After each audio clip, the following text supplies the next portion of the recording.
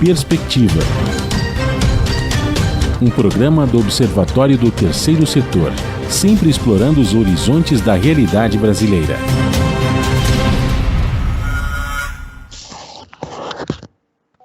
Olá, bom dia. Eu sou Joel Scali e começa agora Perspectiva, um programa do Observatório do Terceiro Setor. Hoje vamos falar sobre educação e economia circular.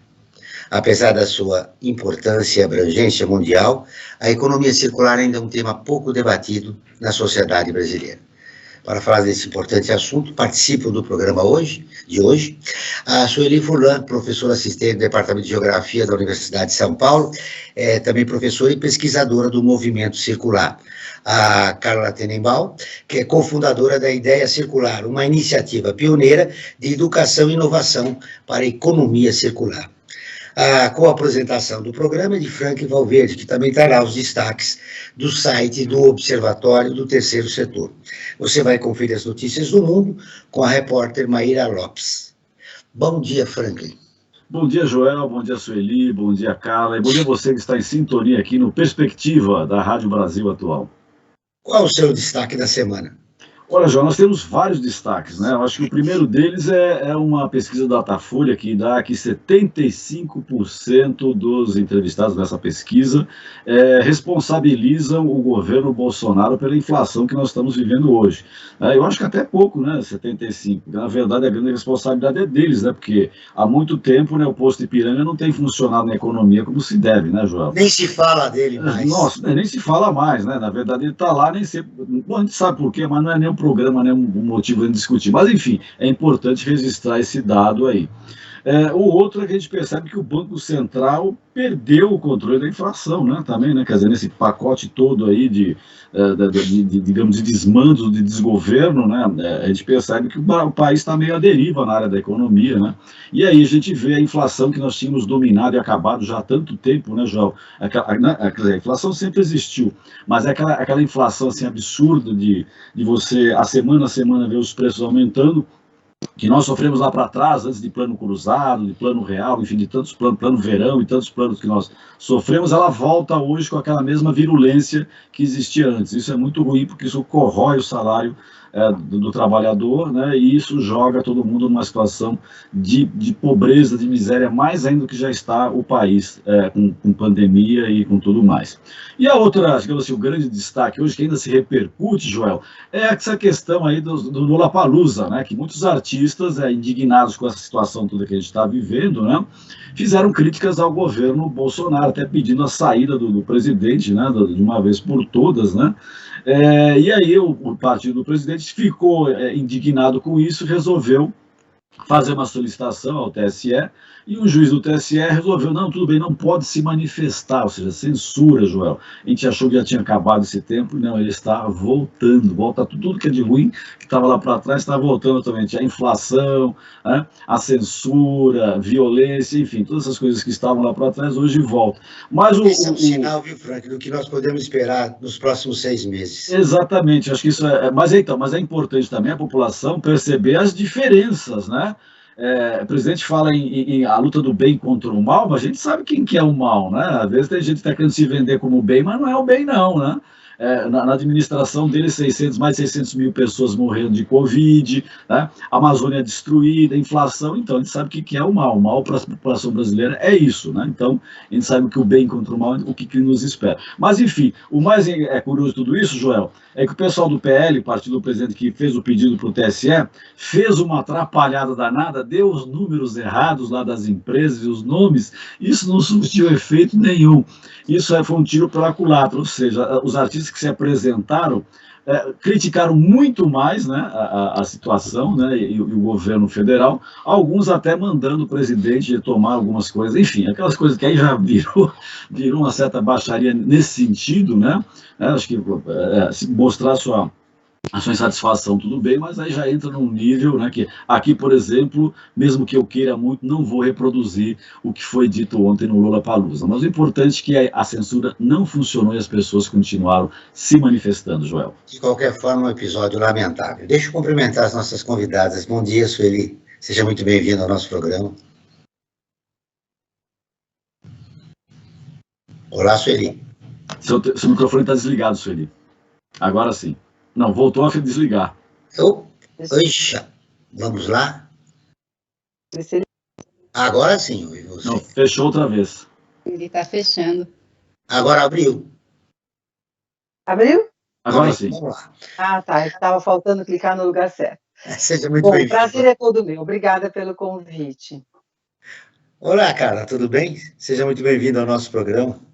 Muito obrigada, um prazer estar aqui também.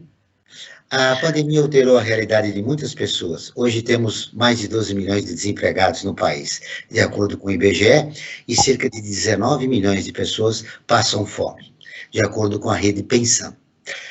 Como falar em economia circular num país tão desigual como o nosso? Sueli. Oi, bom dia, né? Nosso país tem várias questões estruturantes que foram agravadas e que já eram graves. Na verdade, o desemprego é uma questão que caminha junto com as transições governamentais e com as políticas públicas que são valorizadas, né? Então, a gente tem acentuado, né, a questão da impossibilidade das pessoas de participarem da sociedade devidamente, com dignidade, com direitos, e isso foi agravado com a pandemia. Mas como lidar com questões que são estruturantes também da nossa vida, em contextos assim? Eu acho que elas não são concorrentes, elas são questões que caminham com como a sociedade pode avançar no seu sentido de entendimento de que mundo deseja para o futuro. Certamente quem está passando muita necessidade tem a urgência do dia seguinte, mas ela não deixa de pensar o que ela deseja para o mundo futuro.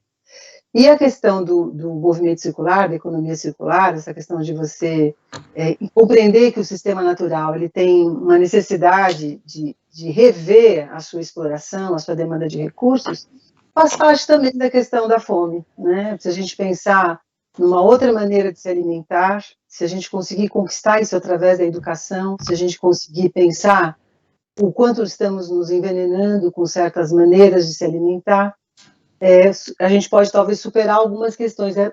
Colocando o positivo da pandemia, surgiram muitas iniciativas de produção de alimentos locais, de produção de alimentos que não estavam fora do circuito, a cooperação com as comunidades tradicionais, por exemplo. Eu tenho certeza que as comunidades do Vale do Ribeiro, os quilombolas, não passaram fome, porque eles produzem o alimento com agrobiodiversidade diferente.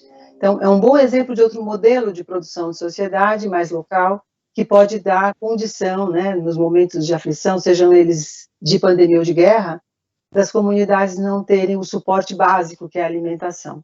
Então, o movimento circular, ele vai tocar justamente nessa relação, em que a gente quer passar de uma visão muito linear de produção e consumo para uma visão mais circular, de uma produção mais articulada, mais pensada do ponto de vista dos próprios ciclos naturais. E a alimentação faz parte disso, né? A maior volume de desperdício, né, de alimentos. Então, tudo parece muito ilógico, mas tem uma lógica muito clara, né, que nos leva a isso. Carla, eu quero te ouvir como falar de economia circular num país como o nosso. Você que escolheu o caminho da educação, né, para tentar resolver os problemas do nosso país. Eu queria complementar o que a Sueli falou, nessa ideia de que não são assuntos concorrentes, né? A gente tem uma visão, às vezes, aqui no Brasil, de que as questões ambientais concorrem com as questões sociais, né? Então, primeiro a gente tem que resolver uma coisa para pensar na outra, ou, enfim, a esquerda acha que é um assunto de direita, a direita acha que é um assunto de esquerda, né? E é um assunto que toca todos. E, na verdade, você não consegue falar em economia circular sem pensar também o contexto social, como vai circular a informação, como vão circular os recursos, como vão circular os materiais, né? E quem sofre mais com as consequências de mudanças climáticas são as populações mais pobres, né? Então, são coisas que estão interligadas e você não mexe em uma sem mexer na outra, né? Você não tem que seguir um sistema linear para conseguir alimentar a população, pelo contrário, a gente já viu uma falha, né, desse sistema. Então, eu acho que é muito importante pensar isso, a gente tem que olhar para a realidade brasileira, tem que olhar para todas as pessoas que estão sofrendo, e você tem uma oportunidade enorme de gerar não só isso, novas formas de se alimentar, novas formas de inclusão, novas formas de consumo, e também uma visão de futuro, né, porque é muito deprimente a gente, né, tanto nas questões sociais, políticas, mas também ambientais, a gente tem uma visão extremamente negativa de futuro, extremamente angustiante, que paralisa a gente, né? Então, para mim, a grande transformação, né, desse olhar da economia circular é trazer alguma perspectiva, uma visão positiva de futuro, de algo que a gente quer construir. Né, tem uma frase que eu gosto muito do Fred Pollack, que ele fala que uma sociedade que perde essa visão positiva de futuro, perde a capacidade de lidar com os desafios do presente. Então, não é ser poliana, ser otimista, mas assim, se a gente pode, a gente tem a obrigação de ser otimista, né, nesse sentido de olhar, buscar caminhos e ver o que a gente quer construir enquanto humanidade, com todo o nosso potencial criativo também, né, o destrutivo a gente vê, mas a gente tem muita capacidade de desenvolvimento, de tecnologias e de novas ideias, então é isso. Você carrega a esperança como combustível para colocar suas ideias em sua prática, não só no dia a dia. Mas você falou que a gente tem esse pensamento estanque, economia linear, economia circular, como a gente desconstrói esses paradigmas?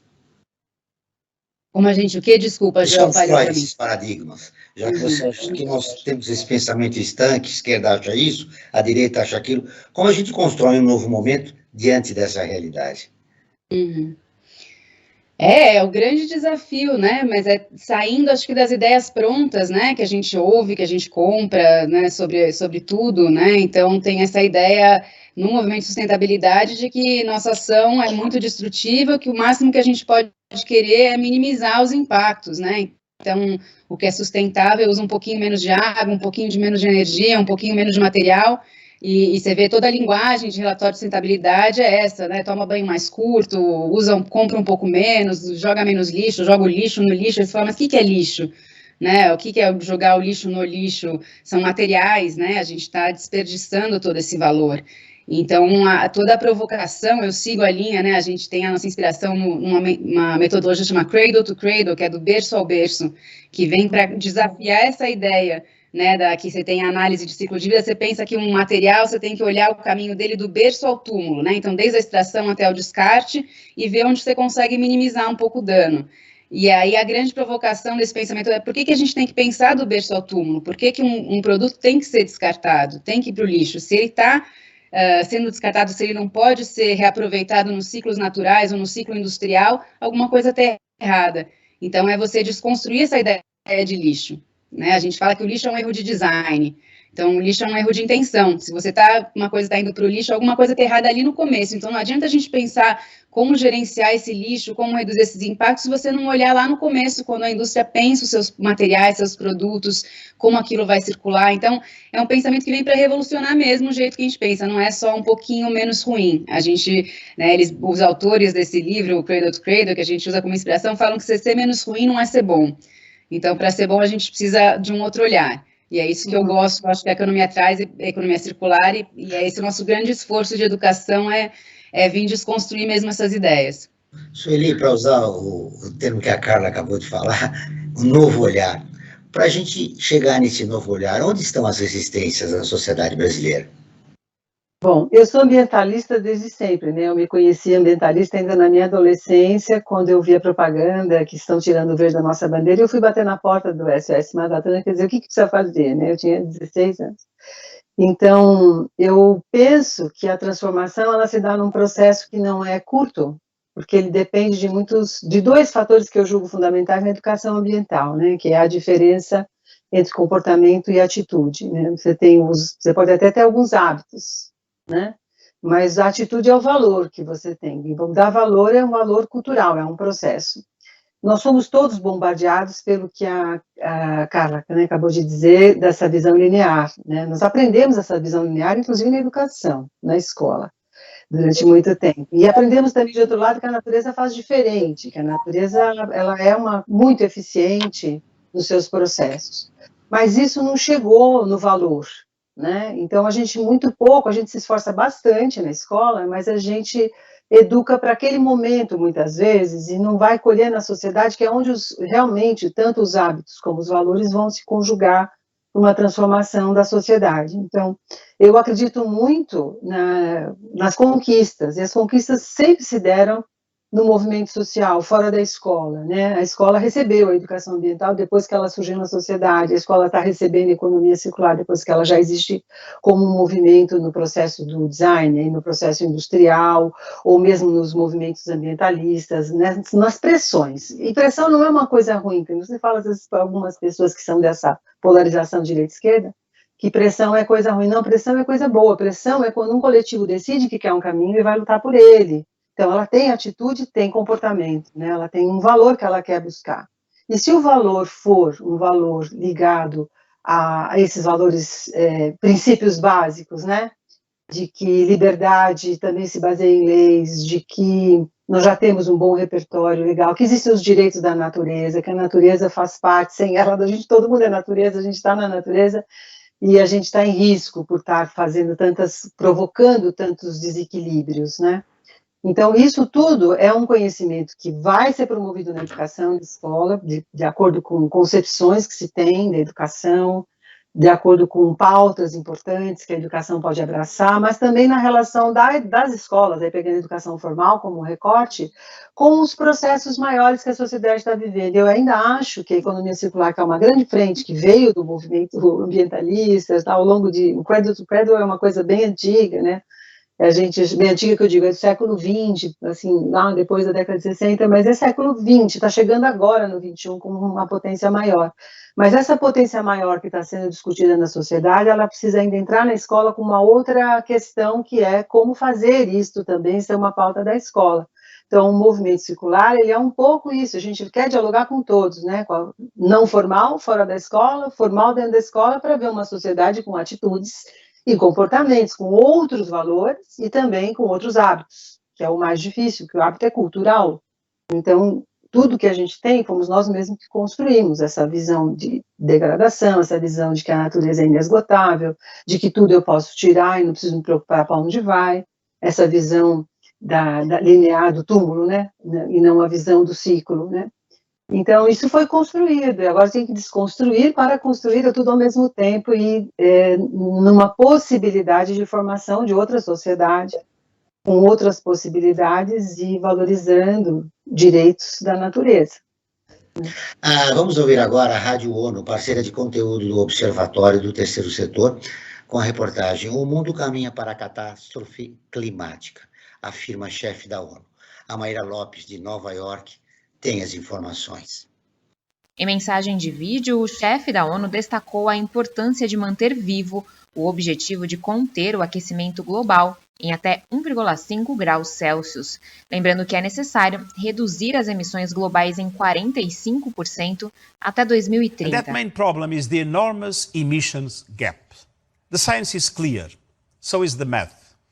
Keeping 1.5 alive requires a 45% reduction in global emissions by 2030 and carbon neutrality by mid-century. Em referência à COP26, Guterres afirmou que o problema não foi resolvido em Glasgow. Na contramão das discussões durante a Conferência das Nações Unidas sobre Mudança Climática e contrariando as estimativas do último relatório do IPCC, ele reafirmou que com os compromissos nacionais atuais, as emissões globais devem aumentar quase 14% na década de 2020. Assim, o líder das Nações Unidas afirmou que o mundo caminha para uma catástrofe climática. Ele também citou o impacto da guerra na Ucrânia, com o risco de derrubar os mercados globais de alimento e de energia e ter grandes implicações para a agenda climática global. Da ONU News em Nova York, Maíra Lopes. Continuamos com Perspectiva, um programa do Observatório do Terceiro Setor. Hoje nós estamos falando sobre educação e economia circular com as professoras Sueli Furlan e Carla Tenenbaum. Agora você, Franklin, vai trazer essa enquete do programa de hoje, as nossas convidadas. Exatamente. A cada programa que nós realizamos aqui na Rádio Brasil Atual, nós fazemos uma enquete sobre o tema do programa. É uma enquete, não tem realmente um fundamento científico, né, de uma pesquisa, mas serve muito bem para nós termos uma sensação da temperatura, como eu digo, da temperatura sobre aquele assunto que está sendo discutido. Rigor, exatamente. É feito com rigor. Isso sim, que é a própria característica que nós temos no Observatório do Terceiro Setor. E a enquete para o programa de hoje teve a seguinte pergunta: você sabe o que é economia circular?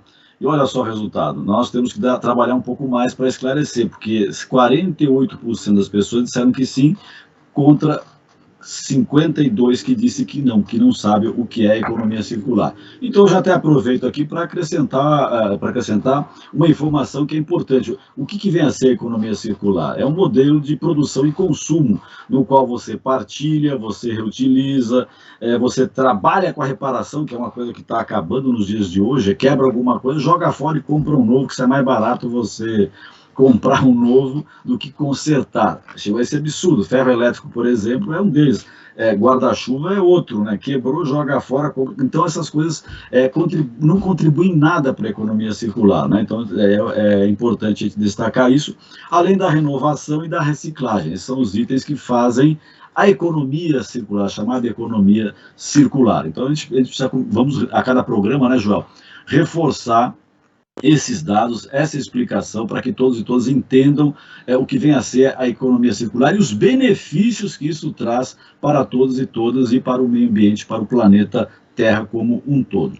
E eu queria colocar uma questão, Joel, tanto para a Sueli como para a Carla, que de uma certa forma foi tocada assim meio que tangencialmente, ou en passant, que é essa questão da questão da publicidade, da propaganda. Então, eu gostaria que elas aprofundassem, que elas colocassem mais detalhadamente qual é o papel da mídia, né? Vamos ampliar um pouco, qual o papel da mídia nessa questão do consumo consciente, né? Como é hoje, o que poderia ser feito para que melhorasse essa relação. Vamos começar pela Sueli.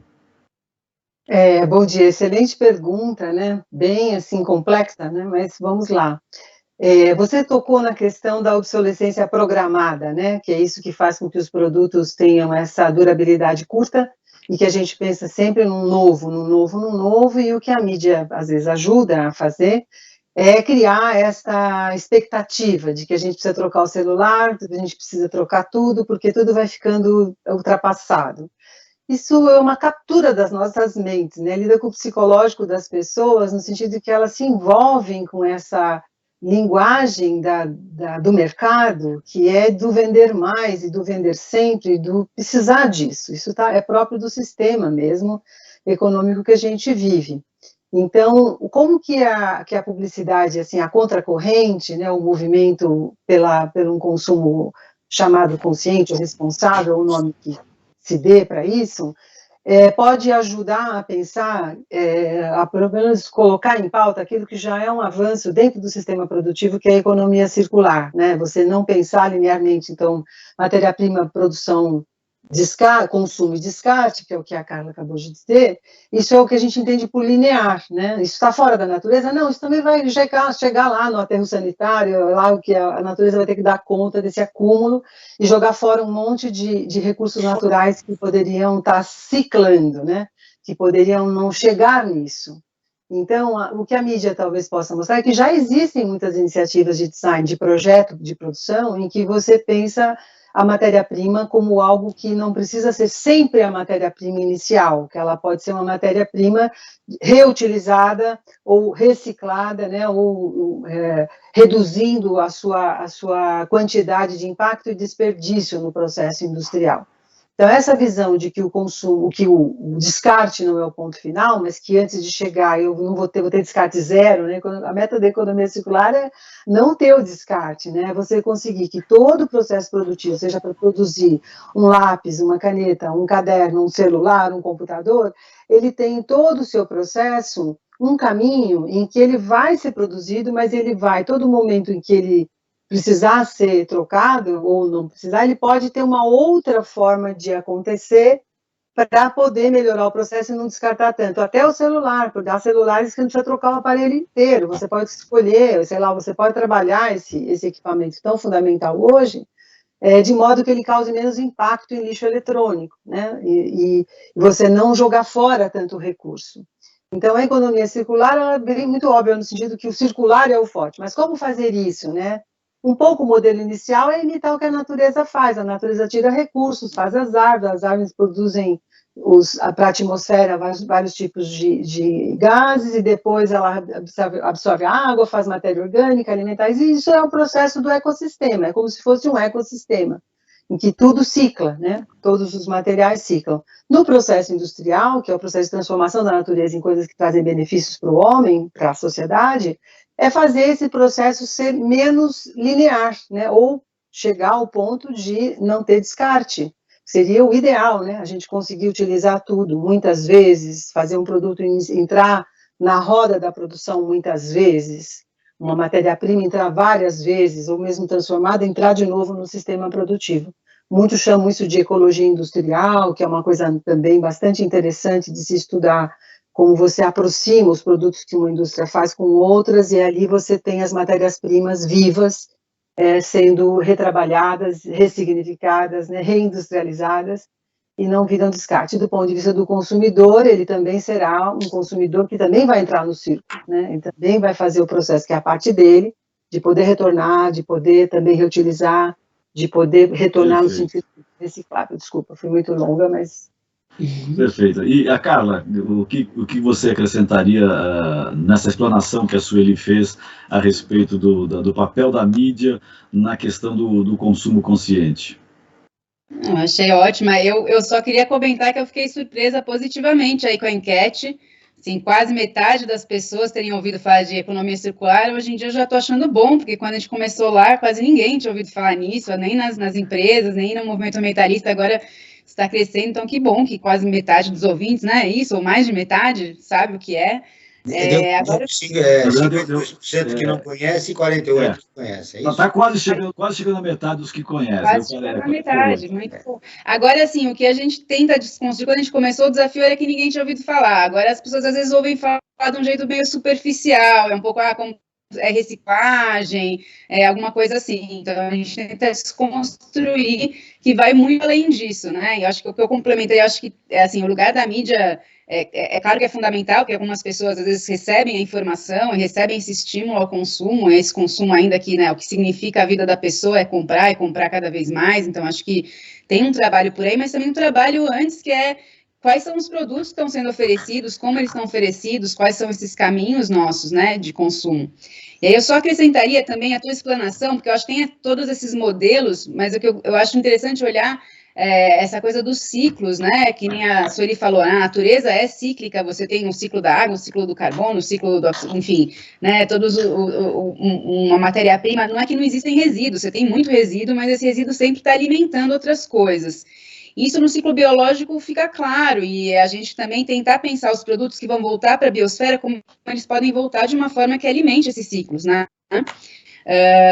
e esse é, inclusive, essa questão enorme de fertilizantes, agora com a guerra não tem fertilizante, então a gente vai começar a explorar fertilizante, precisa usar terra indígena para minerar potássio, entende? Uma coisa assim, que a gente entra numa lógica de importar fertilizante, ou ter que extrair de uma forma muito prejudicial, sendo que a gente tem matéria-prima orgânica pra caramba, né? Todo o nosso resíduo orgânico da cidade, todo o nosso esgoto é matéria-prima orgânica, é fertilizante, você tem várias iniciativas em vários lugares que estão conseguindo, com tecnologias até simples, extrair todo o nitrato, fósforo, potássio, para poder voltar isso para o processo produtivo de uma forma, inclusive, muito melhor para a produção do que esses químicos. Então, são coisas que fazem sentido, que são, sabe, meio óbvias, assim, por que a gente vai ter que exportar matéria-prima orgânica? O nosso lixo é praticamente isso, e a gente não faz compostagem, a gente não extrai, a gente tem um tratamento de água que é extremamente custoso e caro. Então, é você olhar para essa riqueza de recursos, né? Isso falando do ciclo biológico. E num ciclo técnico, é justamente você usar a mesma lógica circular para a indústria, para materiais que também são nutrientes, porque eles são finitos. Você tem metais, você tem plástico, você tem materiais que né, um celular tem, imagina, um monte de elementos raros que a gente não tem como continuar extraindo, que já estão em risco de extinção, e a gente continua usando como se nada. Então, esses sistemas que o Franklin menciona, né, você pensar em reutilização, em compartilhamento, em reparo, em remanufatura, são formas de a gente olhar para a indústria e falar como a gente mantém esse valor em circulação, né, e isso envolve também uma outra forma das indústrias se posicionarem, porque hoje em dia o lucro das indústrias está nesse grande venda, grande consumo, e a mídia, né, a publicidade tem a ver com isso. Mas tem muitas empresas já se posicionando à frente, pensando, não, eu também faz sentido para os investidores, faz sentido eu pensar o meu negócio para além do meu lucro desse ano, pensar daqui a 5, 10 anos, porque já não é um futuro muito longe, né? Se eu vou ficar dependendo de recursos de commodities commodities que vão ser estão em extinção, que estão em um país que pode entrar em guerra. Então, como que eu consigo entrar num modelo que faz mais sentido? E o telefone tem já gente pensando, então eu vou fazer um serviço de assinatura de telefone, a pessoa vai alugar um telefone, depois vai trocar, isso muda também a forma como a indústria tem que produzir isso para depois receber e atualizar, né? Você já deixa esse paradigma da obsolescência programada, percebida, para pensar em outras formas de gerar também lucro e abundância econômica, né? Que é o que movimenta também a nossa economia, mas de outra forma que não seja destrutiva. Vou fazer um pequeno parte bem curtinho, só para dizer que na indústria do composto, a gente já tem grandes indústrias em escala, volumes de composto, né? Não é a compostagem, mas isso não tem escala, por exemplo, para soja e tal. Já tem grandes indústrias, a mídia poderia jogar luz no que já temos, né? Nós temos falando em desafios, né, que foi citado pela Carla, inclusive por você também, Sueli, dados da Confederação Nacional da Indústria, da CNI, de 2019, os dados são de 2019, dizem que mais de 76% das indústrias já desenvolve alguma iniciativa da economia circular, mas a maioria não sabe que as práticas se enquadram no conceito e desconhece até o termo economia circular. Bom, está aí o outro desafio da comunicação. Como sensibilizar esse setor importante, né, da economia, que são os empresários? Você sabe que eu tenho feito, a convite de alguns setores, principalmente de plásticos e tal, do movimento circular a qual eu vinculo, da Atina Educação, palestras para... Às vezes eu chego para falar de economia circular e a gente identifica o que eles fazem, né? Mas a concepção é bem de reduzir custos de matéria-prima, né? Ainda é uma concepção de pensar, muitos de pensar a concepção de estar numa nova lógica de design mesmo, mas é muito ainda dentro da lógica industrial, uma visão de redução de custos e uma visão, muitas vezes, de se encaixar no que outras legislações que obrigam o comportamento industrial a ser menos devorador de recursos e menos perdulário em resíduos, do que propriamente a economia circular. Está dentro, mas a concepção em si dessa relação de produção-consumo, ela é um aspecto, ela não é exatamente a economia circular, mas já é uma grande coisa, porque estão dentro, né? Estão pensando em estar em conformidade com as legislações que controlam essa questão do desperdício, da degradação, da poluição, do impacto ambiental, que já vem nessas legislações um pouco das condicionantes, né, para autorizações, para comércio internacional. Isso é muito bom, porque é um sinergismo, na verdade, não é ruim que não seja exatamente o nome que não conheço, mas é bom porque é uma espécie de mudança de paradigma da indústria, que é uma coisa que nós, ambientalistas, lá na década de 80, queríamos, né? Mudanças de paradigmas da produção industrial, da produção agrícola. Mas, de qualquer forma, Carla, esses dados preocupam, né? Os empresários, mais de 76%, e os dados são de 2019... Primeiro a pergunta mudou de lá para cá? Depois veio a pandemia, provavelmente a coisa deve ter piorado, enfim. Mas nós não temos dados. Mas isso preocupa, esses dados, cara. Eu tenho um pezinho atrás com esses dados, quando saíram, a gente até conversou com o pessoal da CNI, assim, eu acho que esse 76% depende muito como que você define, né? Está fazendo, não sabe. E esse 76% é uma pergunta de, acho que... otimização de processos, uma coisa que todo mundo fala que faz mesmo, e não necessariamente tem que olhar que processo você está otimizando. Eu não acredito que 76% da indústria realmente tem. Eu acho que foi uma forma como foi direcionado aí a pesquisa.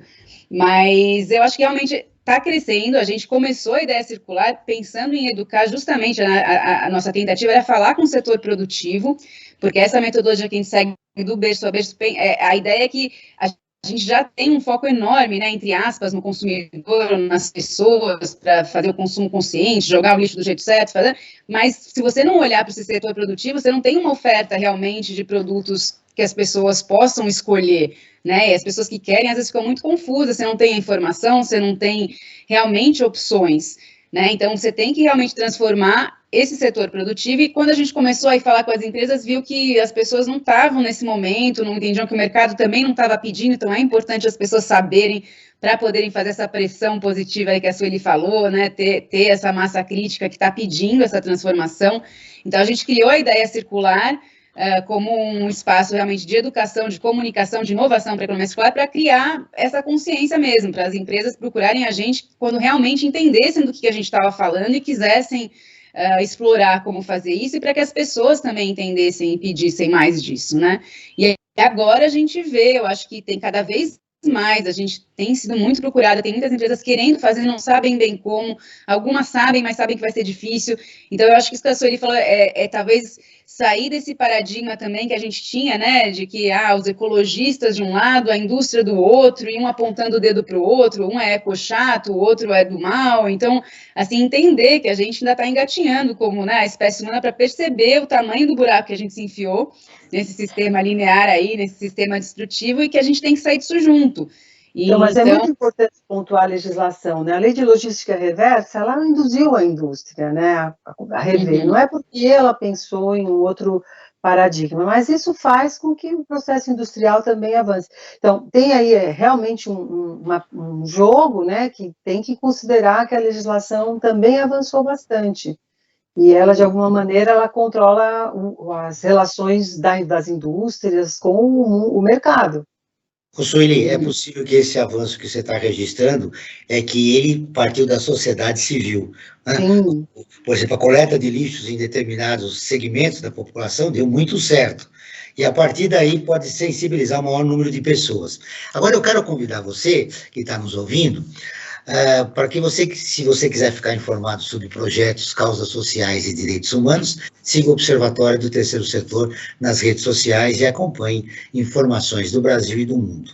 No Instagram é @Observatório 3 Setor, no Facebook é facebook.com/Observatório 3 Setor.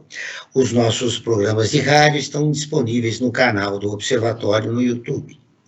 Lá você também encontra entrevistas e quadros de como você sabia e você conhece, que mostram os aspectos ignorados da história e refletem sobre a sociedade brasileira.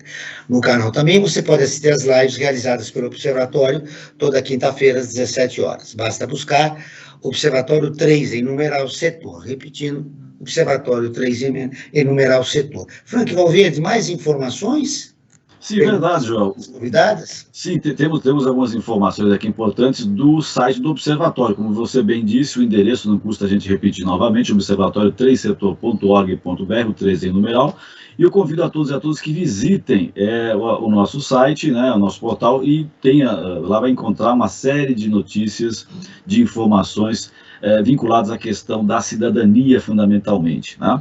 E lá você vai encontrar, entre as matérias mais lidas, agora nesse momento que a gente está vivendo de guerra, né, da Ucrânia contra a Rússia, né, duas matérias que estão sendo muito lidas. Uma que fala sobre um homem que cuida de 400 animais lá na Ucrânia e que ele se recusa a abandoná-los em plena situação de guerra, né? Quer dizer, é uma pessoa que tem uma consciência com a natureza muito grande e não quer abandonar os seus animais, mesmo estando colocando em risco a sua própria vida, né? E o outro também falando sobre animais, né, que nessa situação desse conflito, né, que está havendo entre Rússia e Ucrânia, muitos animais estão correndo risco de morrer de fome e de frio, né? Então tem muita gente resgatando esses animais que às vezes ficam abandonados na fuga, né, das pessoas, para fugir da guerra, acabam não tendo condições de levar os seus animais, né? E eles ficam abandonados e tem um grupo de pessoas que está tentando resgatá-los. E a matéria que eu quero dar destaque principal hoje, Joel, é sobre uma matéria que foi escrita pela Juliana Lima, que tem o seguinte título, né? Moradores do Baixo Tapajós, lá no Pará, sofrem com a contaminação do mercúrio, né? Olha só, Joel, uma questão que parecia resolvida no Brasil, mas com esse incentivo até por parte do governo federal de garimpo em terras indígenas, isso tem trazido um grande problema. E o principal problema deles qual é? É que, na verdade, com essa utilização, com esse garimpo, ele está contaminando a água, né? Porque o garimpo usa o mercúrio para a extração do ouro, né? E isso acaba contaminando, né? Foi feita uma pesquisa e encontraram taxas altas de contaminação do mercúrio no sangue dessa população, né?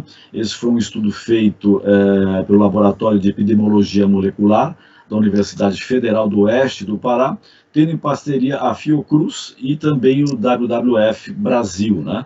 E isso é muito preocupante, né? Porque até a própria Organização Mundial da Saúde tem apontado que é um dos grandes problemas da mineração é a contaminação pelo mercúrio, Joel, né?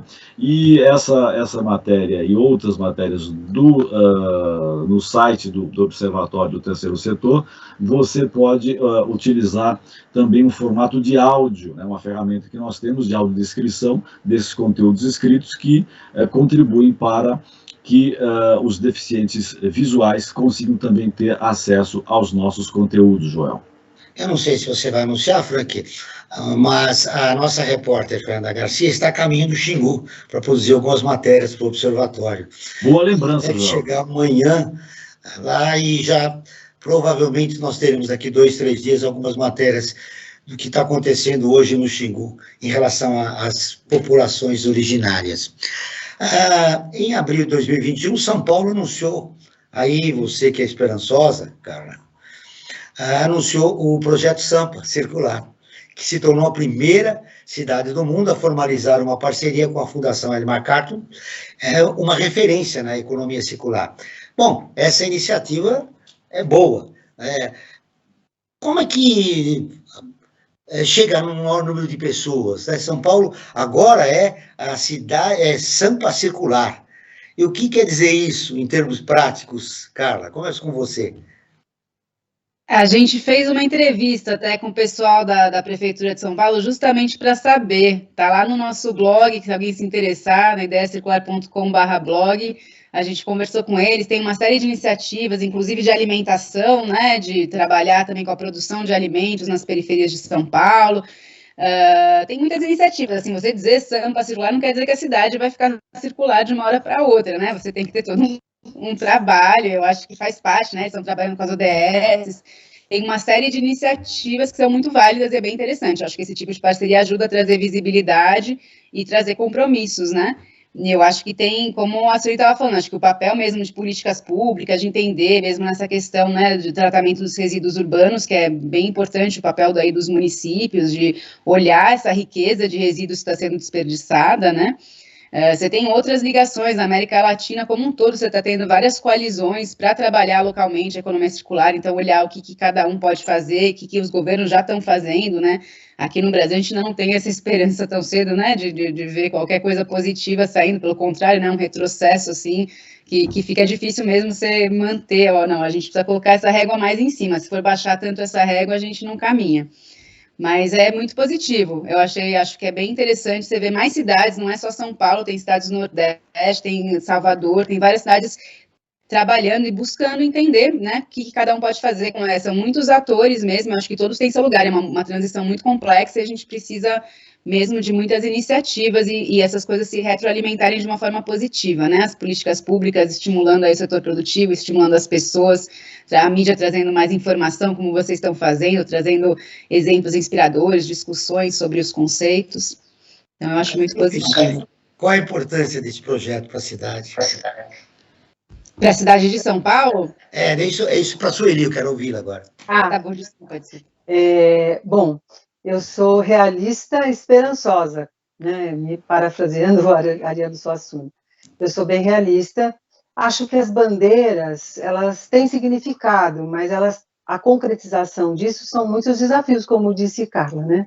Mas eu acho que quando o governo faz um gesto, mesmo que simbólico, mesmo que às vezes mais, não sei, eu não vou afirmar que é não conheço a fundo, né, a proposta, mas é uma bandeira importante porque ela abre as possibilidades em toda a base de construção de políticas públicas que está estruturado no sistema público de São Paulo, as secretarias, provavelmente isso se não virar agenda, não faz sentido nenhum, porque as políticas públicas não adianta ter os instrumentos, não adianta ter os sujeitos se não tiver agenda. Então, eu fico muito de olho na agenda, que agenda vai ser proposta, porque a gente tem muitos governos, aliás, o governo atual federal é um governo sem agenda, então não vai acontecer políticas públicas, ou se a agenda lá é uma agenda também que a gente pode estar muito ressabiado. Talvez muito a pergunta para você, Sueli, seria o seguinte, tirando o aspecto político, qual é a importância desse projeto? Agora eu vou direto. Então, a importância é justamente porque é uma frente. A economia circular, ela precisa de uma frente, ela precisa da relação entre a educação e o sistema produtivo. Então, eu sempre digo que a educação forma o professor é o profissional da cultura e da cidadania. Ele vai fazer a parte dele, ele vai aproveitar essa brecha que está nessa bandeira, ele vai se aproximar dos conteúdos, ele vai fazer muitas ações dentro da escola, através de projetos, através de sequências didáticas, tudo que é da parte da ação do professor. Agora, precisa haver uma aproximação entre setor produtivo e escola. A escola conhece muito pouco do setor produtivo, não é que não conheça em tese dos livros didáticos, materiais didáticos, mas não há uma aproximação efetiva de um conhecimento de fundo. Muito pouca gente conhece processo produtivo industrial. Mesmo eu que passei por uma escola que tinha muito essa coisa de trabalhos de campo, a gente visitou várias empresas aí que produziam coisas, e a gente via lá como é que a areia vira vidro, essa coisa.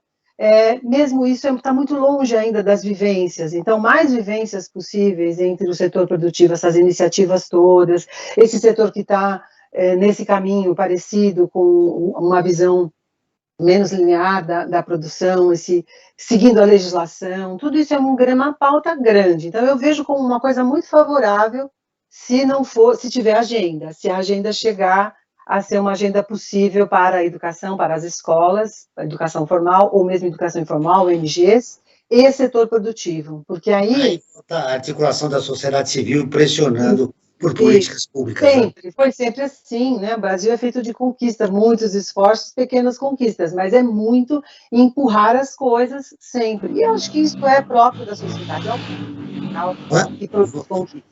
Muito bem. Franklin, nós estamos com 10 minutos já para terminar o programa. E eu tenho um destaque que eu quero dar aqui para as convidadas, e ainda eu quero finalizar com elas, com mais uma pergunta. Você tem um destaque final, anunciando alguma coisa do Observatório?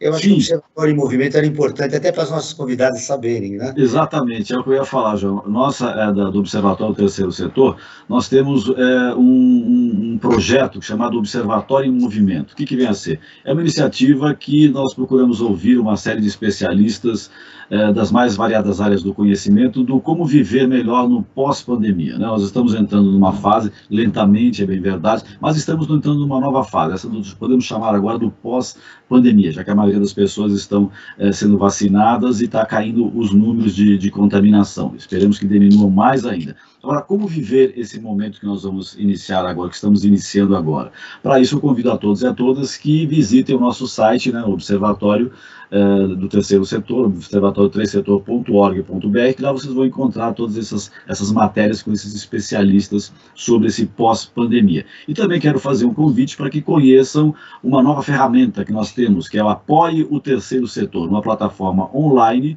de financiamento coletivo para organizações da sociedade civil com projetos em diversas áreas. Para saber mais, convido que entrem em apoie3setor.com.br, o 3 também em numeral, apoie3setor.com.br. E, claro, aproveito para avisar, nos acompanhe em nossas redes sociais, seja no Facebook, seja no Instagram, assim como no YouTube.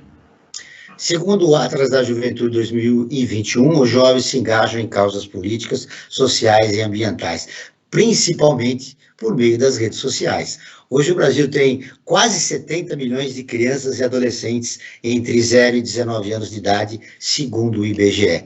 Bom, como falar de economia circular com esses jovens?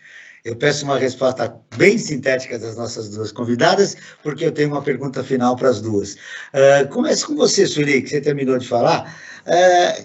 Como a economia circular, os idealizadores, né, as pessoas que lutam, como você e a Carla, como sensibilizar esses jovens através das redes sociais para a causa da economia circular? Olha, eu tenho feito isso lá na Educomunicação Socioambiental, eu sou professora também na ECA, né?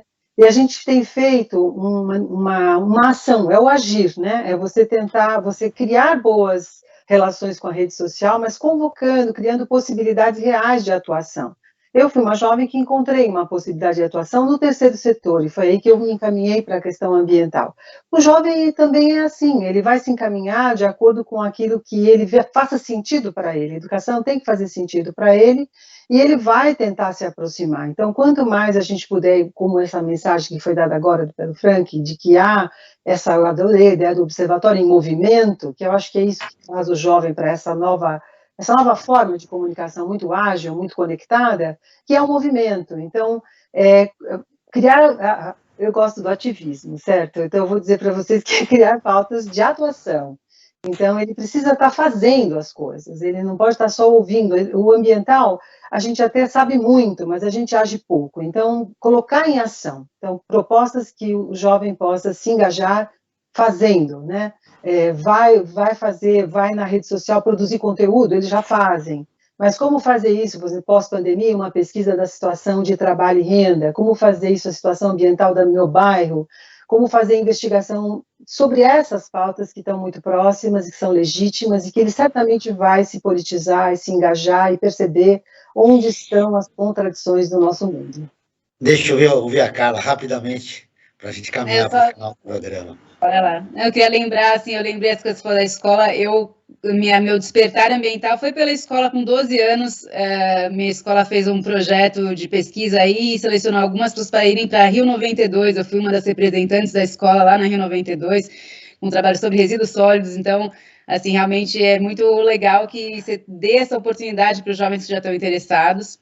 E eu não sei, a gente, assim, eu acho que tem muitas pessoas que vão descobrindo como comunicar com os jovens, eu não sei se eu sou a pessoa que sei, nas redes sociais, comunicar com os jovens, a gente tenta comunicar com outros públicos, mas o que eu vejo é que, dos projetos que eu já fiz com adolescentes, assim, eu acho que existe uma inteligência muito maior do que a nossa, eu acho, em perceber o que está errado, em perceber o que não faz sentido. Então, quando a gente conversa, e com as crianças também, eu tenho filhas, uma filha de 8 anos, quando ela era pequenininha, eu falava, mas meu amor, ó, isso daqui é lixo, não tem, isso aqui é lixo? Ela falava, não, isso é uma casca de banana, a gente põe lá para as minhocas. Isso aqui é lixo? Não, é um plástico. Então, às vezes, é legal, é uma coisa porque faz muito sentido, e para a criança e para o jovem, eu acho que faz sentido até mais do que para a gente que está ainda com o olhar já bem viciado, né, como a gente acha que as coisas têm que ser. Então, acho que eu só falando assim. Esse ano é um ano de convulsão, 2022, são muitas pautas que vão rolar, mas tem uma delas que é justamente 92 mais 30, Rio 92 mais 30 e também 1972 mais 50. Quais foram as questões que mobilizaram? E você pode tematizar isso com os jovens e eles perceberem o quanto avançamos, o quanto não avançamos, como isso se transformou, entender o histórico e contextualizar no presente. Esse é um caminho que tem que ser construído através do ativismo que você já fez desde sempre a opção. Lembrando também aos ouvintes que o Observatório tem um programa, o Brasil ODS, que fala dos 17 Objetivos Sustentáveis da Agenda 2030. Esse programa vai toda quinta-feira às 9 horas da manhã, também na Rádio Brasil Atual. Franklin, 30 segundos para o destaque final. Destaque final. A economia linear é o terraplanismo da economia. A terra é redonda, a economia tem que ser circular. Muito bem. Para fechar com as nossas duas convidadas, 30 segundos para cada uma. Esse é o mês internacional da mulher. O que de mais importante vocês gostariam de deixar registrado? A mulher é a economia, a mulher é a sociedade brasileira, enfim. Cara, começa com você. Começa com ela. Desculpa. Com você também, vai lá mais subir. Sua fala é muito inspiradora, eu fico ansiosa com ela. Sempre mulher, né? Porque eu não sou muito também de pensar que não somos unos, né? Homens e mulheres, mas existe já uma consolidação de que pensamos diferente as coisas, às vezes. Eu acho que, veja como está a guerra da Ucrânia, quem que está ali criticando, né? 2 líderes mundiais desequilibrando o mundo irresponsavelmente, fazendo o que estão fazendo. Eu acho que nós lutamos por nossas causas e essas lutas nos educaram a lutar por todas as causas que dizem respeito à vida, eu pelo menos, dizem respeito à natureza, que sou uma pessoa que eu digo que eu não vim dos macacos, eu vim dos peixes porque eu amo água. Então, essa ligação de valor, de afetividade, eu acho que é o que falta. A gente precisa ter amor às coisas, a gente precisa pensar que o futuro precisa existir para todos, né? Então, Muito bem, cara, a Sueli avançou um pouquinho no seu tempo, mas seu destaque final nesse mês internacional da mulher. Mulher e economia, ou o que você achar melhor para encerrar sua participação no programa? Eu convido para ler, tem um artigo, acho que é um assunto bem que eu adoro, O circular é feminino. Está lá no nosso blog também, um artigo que eu escrevi, a gente todo mês a mulher revisita isso, porque eu acho repete rapidamente, passou aí Passou, né? Um avião, um automóvel, nós não ouvimos você. O circular é feminino. A gente tem um artigo que eu escrevi lá no nosso blog, fala sobre essa metáfora aí do circular como um valor feminino. Nossa, tá ainda bem barulhento, né? Isso tá passando.